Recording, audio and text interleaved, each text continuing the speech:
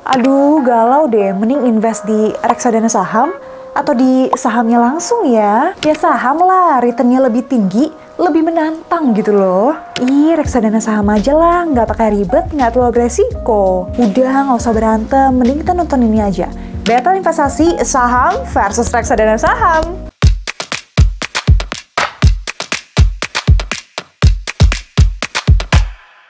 Hai, kabar baik di sini. Semoga di sana juga ya. Di video ini kita bakal battle investasi lagi.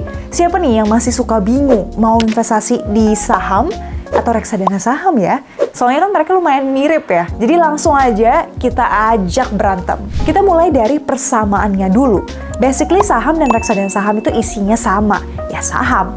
Investasi saham berarti kita beli kepemilikan suatu perusahaan.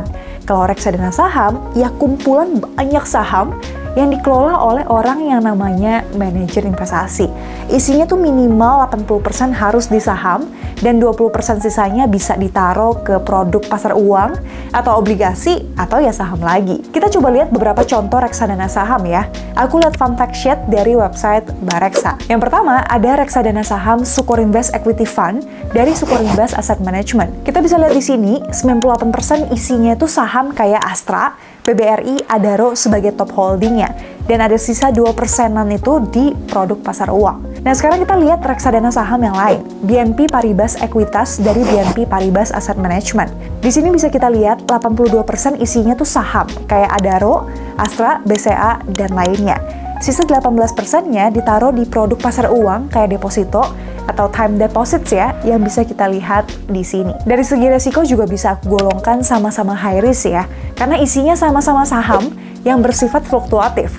Returnnya bisa naik turun banget, apalagi kalau banyak saham small mid cap gitu ya. Jadi both tuh menurut aku cocoknya tuh untuk investasi jangka panjang aja, yang lebih dari 5 tahun. Nah sekarang mari kita bahas perbedaannya dalam beberapa aspek. Pertama, return. Walaupun sama-sama tergolong kategori high risk high return, tapi saham bisa punya return yang lebih untung atau lebih rugi dibanding reksadana saham. Soalnya gini, kalau saham kan ya kita beli satu saham misal BBCA, ya berarti return full dari saham BCA itu aja.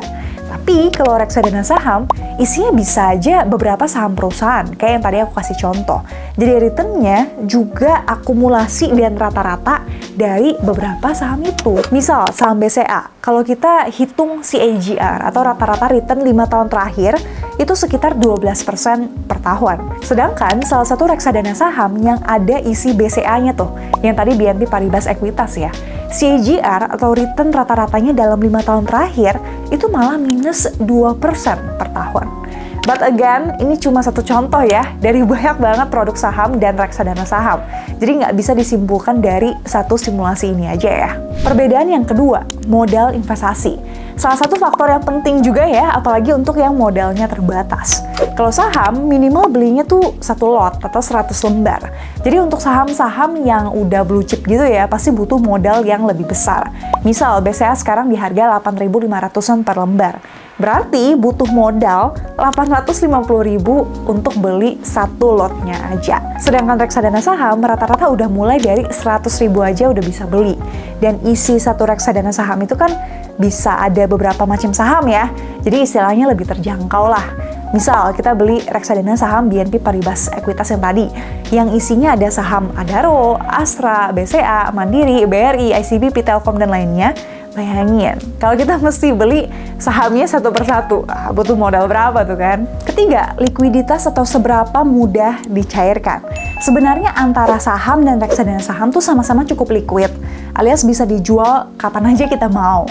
Tapi ada satu hal yang ngebedain mereka, yaitu durasi transaksinya. Kalau saham bisa kita perjualbelikan kapan aja selama jam buka pasar saham. Dan perubahan harganya ya udah up to date gitu ya. Misal sekarang harga 5.000 nih per saham, kita ya bisa jual di harga 5.000 itu juga. Setelah transaksi jual berhasil, uang bakal masuk ke RDN kita T+2 hari kerja. Misal kalau kita jual di hari Senin, uangnya bakal masuk di hari Rabu. Sedangkan kalau reksadana saham ya, sama kayak reksadana pada umumnya nih, ada cut off time-nya di jam 11 sampai 12 waktu Indonesia Barat ya. Jadi kalau kita jual sebelum jam itu bisa ngikut harga reksadana hari itu yang kita nggak tahu nih berapa. Kalau saham kan kita bisa tentuin ya, mau jual di harga berapa nih exactnya. Kalau reksadana nggak bisa.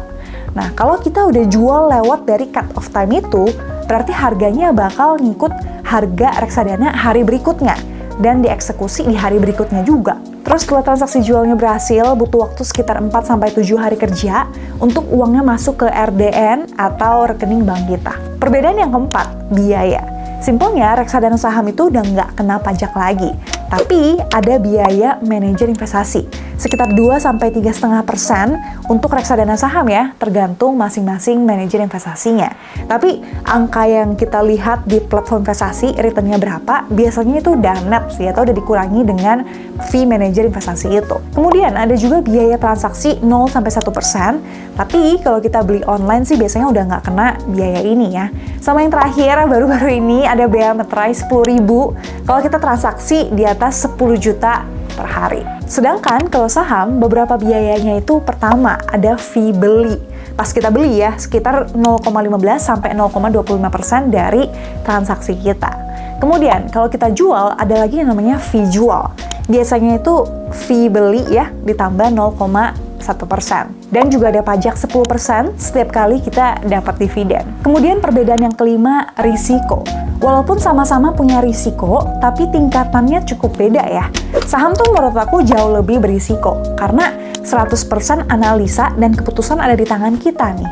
Kalau kita salah pilih saham atau salah waktu masuknya aja, bisa aja kita malah buntung gitu. Nah, tapi kalau reksadana saham, kita bakal terbantu banget sama manajer investasi yang udah profesional nih dan berpengalaman. Tugas kita ya sisa nyari manajer investasi yang kredibel, yang bisa dipercaya, dan yang bisa kasih return yang konsisten. Kalau aku biasanya pilih dari manajer investasi yang at least masuk top 20 by asset under management atau yang dana kelolaannya besar. Aku pernah jelasin gimana cara milih manajer investasi di video yang ini ya.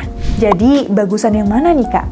Well, tujuan aku bikin battle investasi ini bukan untuk cari mana yang paling bagus, tapi bantu kalian cari yang paling cocok sama kalian. Karena kebutuhan, kondisi, dan banyak faktor-faktor lain yang beda-beda ya, yang bikin tiap di antara kita tuh nggak bisa disamaratakan. Tapi kalau aku rekap, intinya kalau kalian belum gitu ngerti analisa saham, belum punya banyak waktu untuk ngelihat market, atau yang profil risikonya tuh nggak terlalu agresif tapi tujuan keuangannya jangka panjang, coba reksadana saham aja. Nah, tapi kalau kalian profil risikonya lebih agresif, nggak apa-apa nih kalau ada saham yang lagi turun 5-10%. Terus udah lebih ngerti juga tentang cara analisa saham, boleh banget investasi di saham. Semoga battle investasi kali ini juga cukup jelas ya, dan bisa bantu kamu pilih yang terbaik untuk kebutuhanmu ya. Next, kita battle investasi apa lagi nih? Coba tulis di komen ya. Sekian video kali ini, thank you for watching, see you di video yang lain, dan bye-bye!